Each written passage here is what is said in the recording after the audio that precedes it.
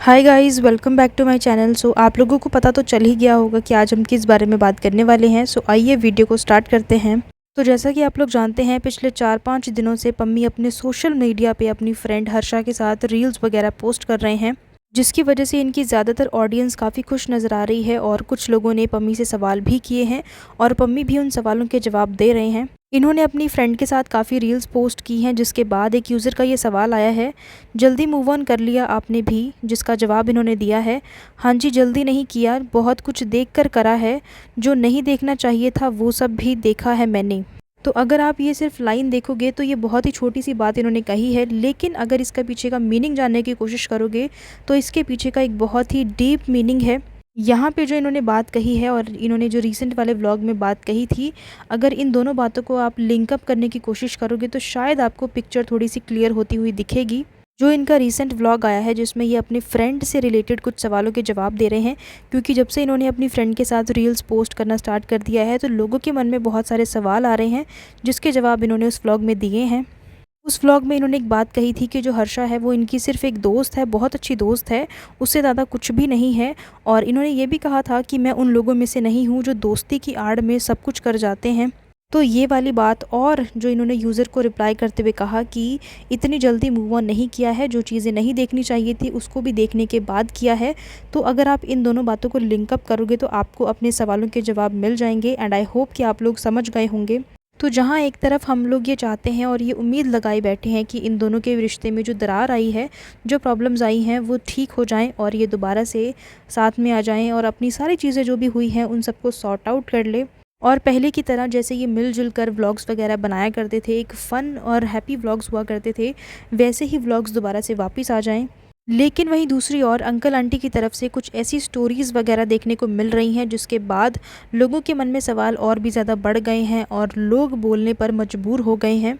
Even जब ये कोई स्टोरीज़ वगैरह लगाते हैं तो लोग सीधा जाके पम्मी को ये कमेंट करते हैं और उन्हें ये बताते हैं कि आप जाकर देखो कि क्या स्टोरीज़ लगाई जा रही हैं। तो यहाँ पे किसी यूज़र ने कमेंट करके इनको बताया है कि स्टोरी देखो, जिसका रिप्लाई करते हुए इन्होंने लिखा है, हाँ देखी, ये कुछ इन सब से मुझे वो करा लेंगे जो मैं करना नहीं चाहता, जैसे खुद हैं मुझे वैसे ही समझ रहे हैं।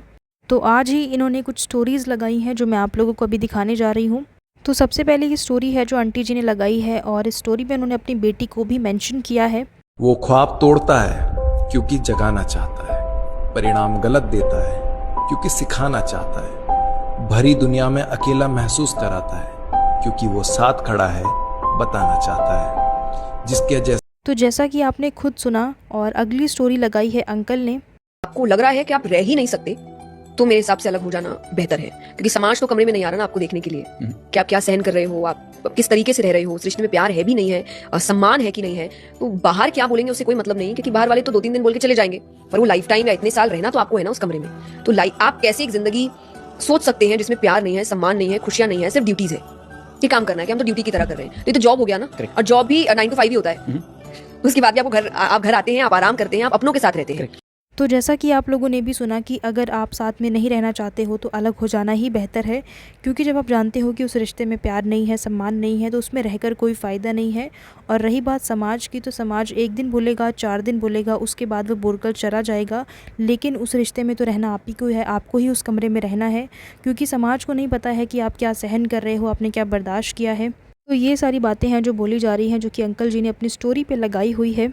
तो ये सारी स्टोरीज़ देखने के बाद लोगों के मन में भी ये सवाल उठ रहे हैं कि आखिर बात क्या है और आखिर ऐसा क्या बर्दाश्त किया है जिसके बारे में किसी को पता नहीं है। तो यहाँ पे लोगों का ये भी कहना है कि अगर उनकी साइड की कोई स्टोरी है, अगर उनकी कोई बात है, तो उन्हें भी सामने आके अपना पक्ष रखना चाहिए, अपनी बात बतानी चाहिए। सिर्फ इतना ही नहीं, बल्कि लोगों का ये भी कहना है कि ये अपनी बेटी को भड़काने की कोशिश कर रहे हैं, उसको भड़का रहे हैं कि उससे अलग हो जाना चाहिए। मुझे ऐसा लगता है कि इन्हें ऐसी स्टोरीज़ लगानी चाहिए जिससे इनके रिश्ते को मोटिवेशन मिले और जो इनके रिश्ते में दरार आई है वो दरारें जो है वो भर जाएं और इनका जो रिश्ता है वो पहले की तरह सही हो जाए, क्योंकि अभी भी समय है और अभी भी सारी चीज़ों को ठीक किया जा सकता है। At the end of the day हम तो यही उम्मीद करेंगे कि इनका जो रिश्ता है वो ठीक हो जाए और सारी चीज़ें दोबारा से सॉर्ट आउट हो जाएँ।